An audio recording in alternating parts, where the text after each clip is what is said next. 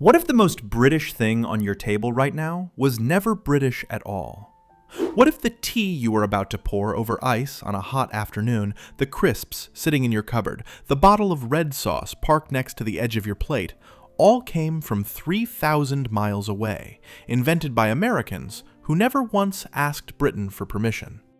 Britain has spent a very long time quietly assuming that it invented the civilized way to eat. The kettle, the biscuit tin, the Sunday spread, and on at least 10 separate counts, Britain is completely, spectacularly, gloriously wrong. Hi, my name is David, and this is Food Origins, the show where we pull back the curtain on the foods you grew up with and find out they came from somewhere you never expected. Hit subscribe, because by the end of this video, you are going to look at your own kitchen cupboard like it has been keeping secrets from you your entire life. And honestly, it has. Fair warning. If you are the sort of person who takes genuine national pride in a proper cup of tea and a good packet of crisps, you may want to sit down for this one, because we are about to go through your pantry, item by item, and hand a shocking number of them back across the Atlantic. Let's get into it. Food number 1, iced tea. Let's start with the one that is going to sting the most, because if there is a single thing Britain believes it owns outright, one thing it will defend to the last drop, it is tea. Tea is not a drink in Britain. It is a personality. It is the answer to grief, to good news, to a broken boiler, to absolutely any crisis a human being can name. Somebody has died? Cup of tea. You have won the lottery? Cup of tea. And so, quite logically, the British assume that every possible variation of tea must also be theirs. Hot tea, builder's tea, afternoon tea, and yes, iced tea. Except iced tea is American. Thoroughly, unmistakably American. Here is the story. While Britain was busy drinking its tea scalding hot out of bone china, Americans down in the humid southern states were doing something the British found borderline offensive. They were pouring it over ice and stirring in an almost medically inadvisable quantity of sugar. Recipes for iced tea start appearing in American cookbooks in the 1870s, and sweet tea, that syrupy, sugar-loaded southern version, was already a fixture at gatherings across the American South long before that. Then came the moment that put it on the world map, the 1904 World's Fair in St. Louis. As the story goes, a tea merchant named Richard Bletchenden was trying to sell hot tea to a crowd of fairgoers during a brutal Missouri heatwave, and unsurprisingly, nobody wanted a scalding drink in blistering heat. So he dumped it over ice, and the crowd went wild for it. Now, food historians will tell you that Bletchenden did not literally invent iced tea that day, and they are right, but he showed millions of people what it could be. Today, iced tea is a multi-billion-dollar industry, and in most of the United States, iced tea is simply what the word tea means. Order a tea in Georgia, and you will receive a tall, cold glass of something sweet enough to make a dentist weep. Britain gave the world its tea obsession. America decided to put it on ice, and it never once looked back. Food number 2, crisps, or, if you are American and watching this, potato chips. This one is deeply personal for Britain, because the crisp is woven into British life at a molecular level. The meal deal, the pub, the lunchbox, the packet passed around on a long car journey and fought over on the back seat. Britain treats crisps with a seriousness that borders on the religious, and it holds strong opinions about flavors that genuinely baffle the rest of the planet. Prawn cocktail, cheese and onion, roast chicken in a bag. But the crisp itself was invented in America, and the story of how is one of my absolute favorites in all of food history. The year is 1853. The place is a resort town called Saratoga Springs in New York. There is a chef named George Crumb working at a restaurant called Moon's Lake House, and one evening, a fussy customer sends back his fried potatoes. Too thick, the customer complains. Crumb makes them thinner. Sent back again. Still too thick. Crumb, now thoroughly, magnificently irritated, decides to teach this maddening customer a lesson. He slices the potatoes so absurdly, insultingly thin, that they cannot possibly be speared with a fork. fries them until they are hard and brittle, and douses them in salt out of pure spite. This was meant to be an insult. It was meant to be a punishment. Instead, the customer loved them. Loved them so much they became the talk of the entire resort. They were called Saratoga chips, and they spread across America and eventually across the whole world. Read that again. The single most British snack in existence. The thing Britain argues about more passionately than almost any food you can name, began as an act of petty revenge by an annoyed American chef in 1853. And here is the twist Britain really does not want to hear. Walker's, the biggest crisp brand in the United Kingdom, the one in nearly every British lunchbox, started life as a humble butcher's shop in Leicester that pivoted to crisps after the Second World War, when meat was still rationed. British to its bones, built entirely on an American invention. Food number 3, tomato ketchup. Walk into any British home, any chip shop, any greasy spoon calf on any high street in the land, and you will find it. That glass bottle you have to smack on the bottom at exactly the right angle, or the plastic squeezy one you have to wrestle into submission. Ketchup is so deeply embedded in British eating that most people never once stop to ask where it actually came from. And here is where it gets genuinely fascinating, because Britain does have a real claim to something called ketchup, just not the one you are picturing. The word ketchup arrives in Britain back in the 1600s and 1700s, and British ketchup was a thin, dark, savory sauce made from mushrooms, or walnuts, or fermented fish and anchovies. There was not a tomato anywhere in sight. For a couple of centuries, if you asked an Englishman for ketchup, he would hand you something far closer to Worcestershire sauce than to the sweet red stuff on your chips. So where did the red stuff come from? America. Tomato ketchup as we know it, sweet, thick, tangy, bright, glossy red, was developed and perfected in the United States across the 1800s, and then it absolutely conquered the planet thanks to one relentless man. Henry John Heinz of Pittsburgh, Pennsylvania. And remember, for a long stretch of European history, the tomato itself was viewed with deep suspicion, even feared as poisonous. Americans got over that fear and turned the tomato into a condiment empire. In 1876, Heinz began selling his tomato ketchup, and he obsessed over it. He is the reason the modern formula tastes precisely the way it does, balanced on a knife's edge between sweet, sour, salty, and that deep, savory note. He is the reason it comes in that iconic bottle. He is even the reason you know the number 57, a marketing figure Heinz simply liked the sound of, even though he already sold far more than 57 products. Britain had the word. America built the sauce, put it in every home on earth, and handed the British back a bottle of their own vocabulary filled with something they never invented. So next time you smack the bottom of that glass bottle, just know, you are performing a very American ritual. Food number 4, cornflakes. Picture the most quintessentially British breakfast scene you can conjure. Someone shuffling into the kitchen in a dressing gown, still half asleep, pouring cereal into a bowl, splashing on the milk before the kettle has even boiled. For millions upon millions of Britons, that cereal is cornflakes. And it has been a fixture of the British breakfast table for so long that it feels like it must have always been there, as British as the rooster printed on the box. Except the rooster and the flakes and the entire idea are American. Cornflakes were invented in Battle Creek, Michigan in the 1890s by two brothers, John Harvey Kellogg and Will Keith Kellogg. And the invention was a complete and total accident. John Harvey Kellogg ran a health institution, a sanitarium, where he was obsessed with bland, wholesome, plain food as a path to clean and virtuous living. One day, the brothers had left some boiled wheat sitting out for far too long, and it had gone stale. Rather than throw it away, they ran it through the rollers anyway, expecting a single sheet of dough. Instead, each individual wheat berry came out as a separate, delicate, thin flake. They toasted those flakes, and something remarkable happened. They were crunchy, light, and quietly, dangerously addictive. They refined the process, switched over to corn, and in doing so, they accidentally invented the entire breakfast cereal industry from nothing. Here is the detail that reframes it all. The brothers did not agree on what they had made. John Harvey wanted it kept plain and healthy and virtuous. Will Keith wanted to add sugar and sell it to everyone.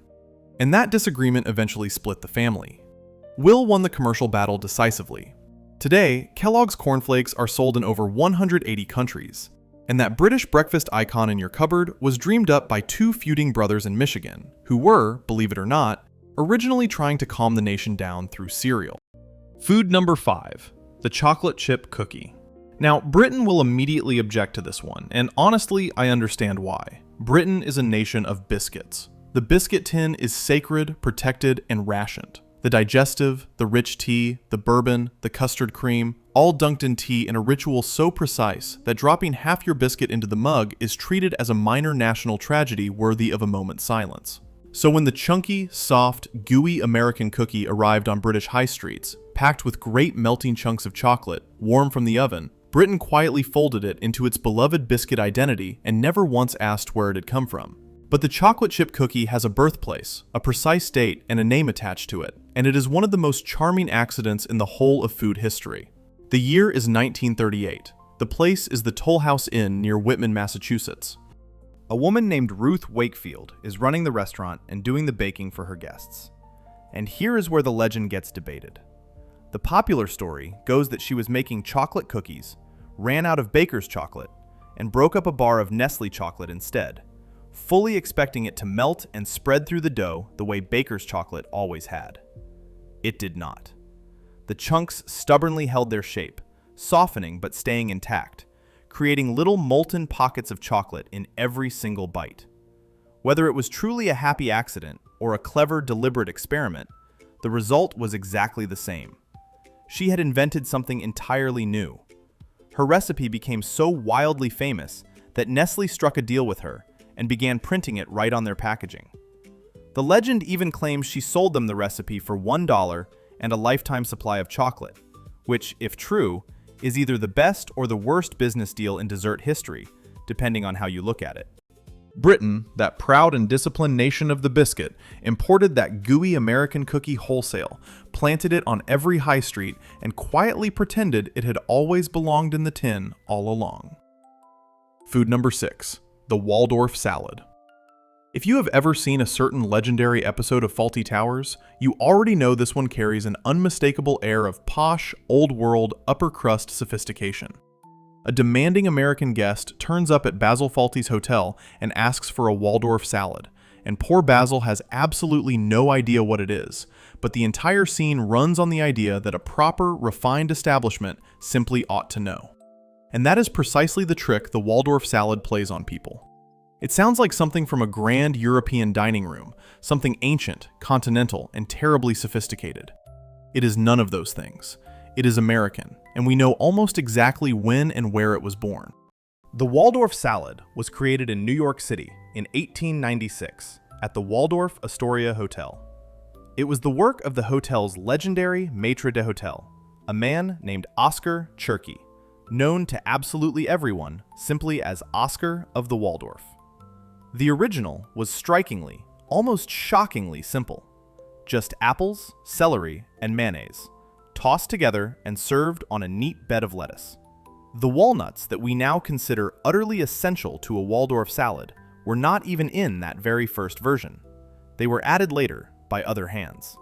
But that simple combination became a genuine sensation, a shorthand for glamorous, upper-crust American dining at the turn of the century, and it spread across the Atlantic and embedded itself so deeply into the British idea of fancy hotel dining that a British sitcom could build an entire unforgettable episode around a man too proud to admit he had never heard of it. The most European-sounding salad on any menu in the world was invented on Fifth Avenue in Manhattan by a man from Switzerland working in a New York hotel. Food number 7, sliced bread. We have an actual phrase for this one, the greatest thing since sliced bread. It is the benchmark for human ingenuity, the gold standard against which every clever new invention is measured. And Britain, a country utterly, hopelessly devoted to the sandwich, a nation that will happily put hot chips inside a buttered roll and call it a proper meal, relies on sliced bread absolutely and completely. The neat, uniform, pre-cut loaf is the foundation of the British packed lunch, the toast rack, the after-school snack, the emergency midnight round of toast. Surely something this fundamental to British life must itself be British. It is not. Pre-sliced bread was invented in the United States by a man named Otto Frederick Rohwedder, originally from Iowa. He spent years and a genuinely painful amount of his own money building a machine that could slice an entire loaf of bread at once, and crucially, keep it from drying out, going stale, or simply collapsing into a heap. His bread slicing machine went into commercial use in 1928 in Chillicothe, Missouri, and it changed the morning forever. Before Rohwedder, you bought a whole loaf and you sliced it yourself, badly, with a bread knife and a hopeful heart. After him, bread arrived ready to use, perfectly even, made for the toaster and the sandwich. It was considered so revolutionary that the phrase, "the best thing since sliced bread," entered the English language and simply never left. And here is a detail that stops people cold. Sliced bread was so beloved that when the American government briefly banned it in 1943 to save materials during the war, there was such a public outcry that the ban was reversed within weeks. People genuinely could not cope. So the next time a Briton praises something as the greatest thing since sliced bread, remember, they are, without the faintest idea they are doing it, paying tribute to a man from Iowa and a machine in Missouri. Food number 8, cranberry sauce. Fast forward now to Christmas dinner in Britain. The turkey is being carved. The roast potatoes are crisping to perfection. The pigs in blankets are lined up in a neat little row. And somewhere on that groaning table sits a small dish of cranberry sauce, deep red and sharply tart, treated as though it has been a part of the British Christmas since the days of Dickens and gaslit streets. It has not. Cranberry sauce is American to its very core, and the cranberry itself is a North American native fruit, one that Britain simply did not have and had never seen. The cranberry grows wild in the bogs and wetlands of North America, and it was harvested and used by Native American peoples for centuries before a single European colonist ever arrived. When those colonists reached New England, the indigenous peoples showed them how to use the tart little berries, and cranberry sauce became a fixture of the American table, most famously alongside the great Thanksgiving turkey. That is the key connection right there. The tradition of turkey served with cranberry sauce is a fundamentally American one, tied to an American holiday. So when Britain adopted the big roast turkey as the centerpiece of its own Christmas dinner, it quietly imported the cranberry sauce along with it, an American accompaniment riding into Britain on the back of what became a British tradition. And if you have ever seen footage of an American cranberry harvest, where entire bogs are deliberately flooded and the bright red berries float to the surface in a sea of crimson, you will know just how thoroughly this fruit belongs to that landscape. So that tart red dollop next to your Christmas turkey is not an ancient British relish handed down through the centuries. It is a gift from the wetlands of New England, borrowed and placed on the British table as though it had always sat there. Food number 9, the ring donut. Now, Britain has donuts, of course it does, and I would never take those away. The British donut is a specific and beloved thing, a soft ball of dough, deep fried, rolled generously in sugar, and filled with jam.